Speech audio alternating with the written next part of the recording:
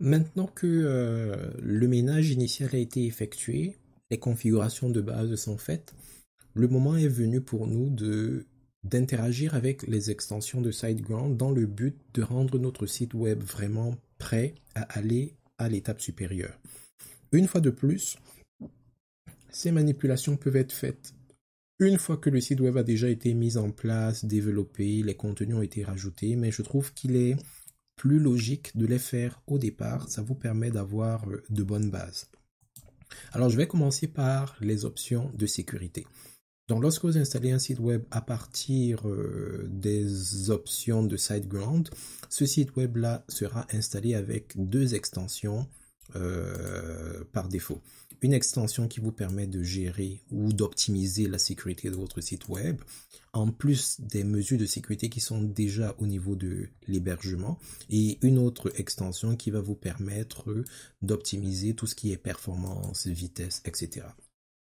Alors, ces extensions, elles sont installées et vous pouvez les voir à partir du menu, du tableau de bord, vers le bas, Speed Optimizer et Security Optimizer. Donc, allons au niveau de Security Optimizer, puis de Dashboard.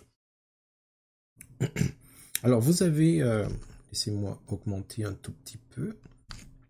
Vous avez deux volets. Vous avez le volet sécurité du site et sécurité de la connexion. Venons au niveau de l'onglet sécurité du site. SiteGround met en place certains mécanismes de sécurité. Donc l'objectif ici, pour vous, c'est juste de vous assurer que ces mécanismes sont activés. Parfois, en manipulant les choses, on peut désactiver certaines options, mais je vous recommanderais de les laisser toutes activées.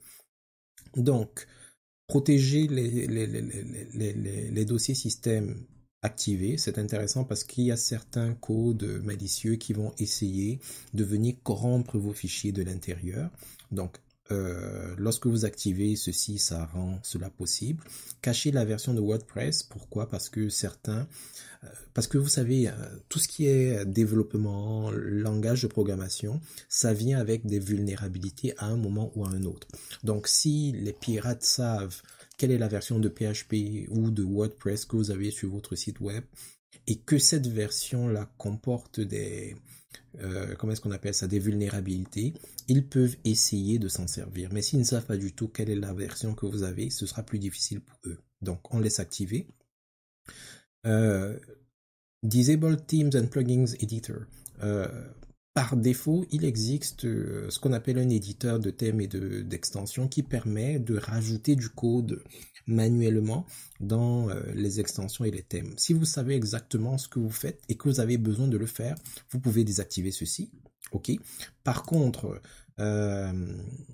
surtout si votre site web sera utilisé par plusieurs personnes, ça peut être une porte ouverte pour faire des erreurs, pour commettre des erreurs, en ce sens que vous pouvez par erreur effacer un caractère, en rajouter un qui ne devait pas être là, et ça peut créer des vulnérabilités.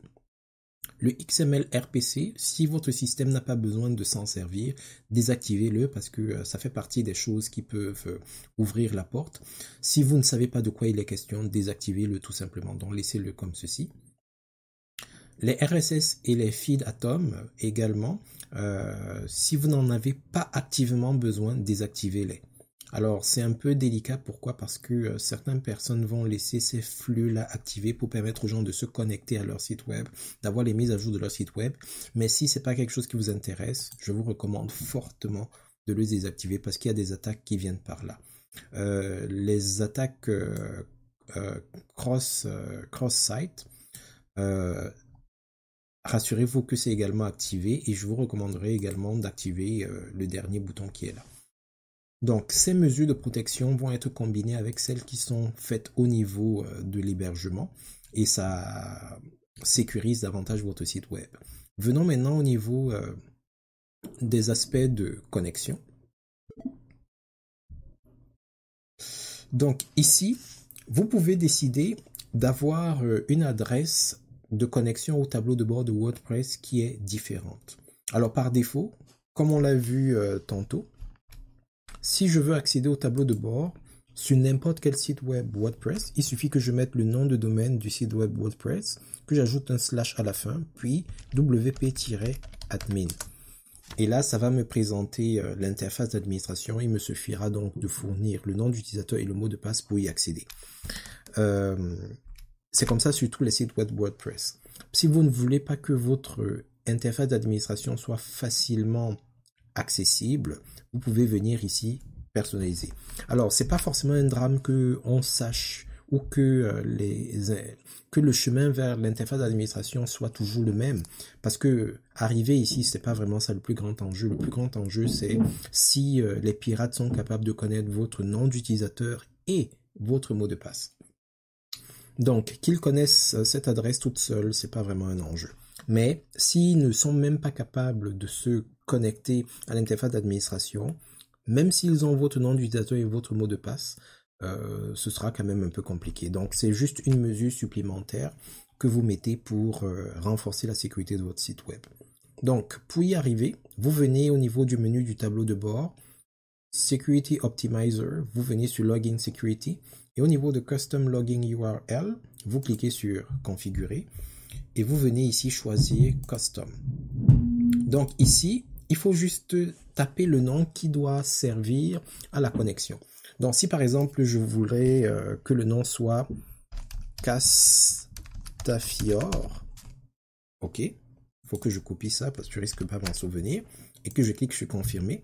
Alors ce sera cette seule URL là qui va être admise, acceptée par le système pour me connecter. Donc si je reviens ici et je fais comme d'habitude wp-admin et je valide, vous voyez, il me dit que cette page n'a pas été trouvée parce que le système a compris que si je veux me connecter, je dois utiliser la nouvelle URL.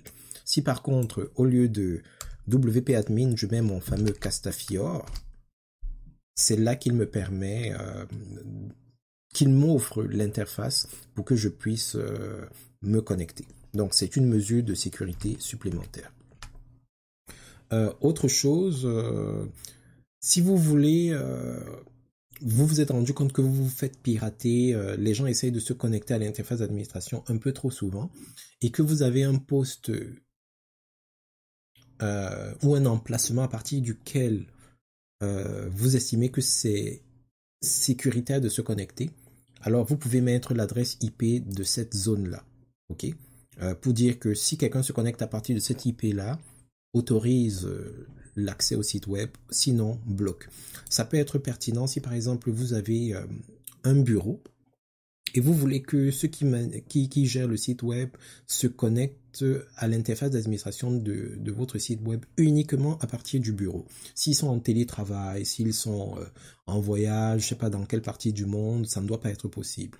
Alors vous pourrez venir ici, mettre l'adresse IP de votre bureau et demander ainsi au système qu'il n'autorise les connexions au tableau de bord que si l'IP est l'IP spécifié. Je vous recommande également d'activer l'authentification double facteur. Je ne vais pas le faire ici parce que je suis en train d'enregistrer la capsule. Je ne veux pas que mon téléphone sonne toutes les secondes que je veux me connecter. Mais si vous avez la sécurité de votre système hacker, c'est définitivement quelque chose qu'il faudrait faire. Je vous recommande également de désactiver les noms d'utilisateurs communs comme admin, ceux dont je parlais tout à l'heure. Il y a un certain nombre de noms d'utilisateurs qui seront communs. Pourquoi c'est bien de le faire? Parce que si jamais vous créez de nouveaux utilisateurs, ça se peut que certains de vos utilisateurs choisissent des noms d'utilisateurs qui sont communs. Et autre chose, si le système se rend compte que quelqu'un utilise un nom d'utilisateur commun comme admin, il va le bloquer immédiatement. Donc ça c'est bien. Et limiter également le nombre d'essais. Donc si quelqu'un essaye de se connecter à votre site web 5, 6, 7 fois, c'est probablement quelqu'un qui essaye de pirater votre site web. Alors le système lui permet jusqu'à 5 par défaut. Moi je suis un peu plus sévère, je préfère aller jusqu'à 3.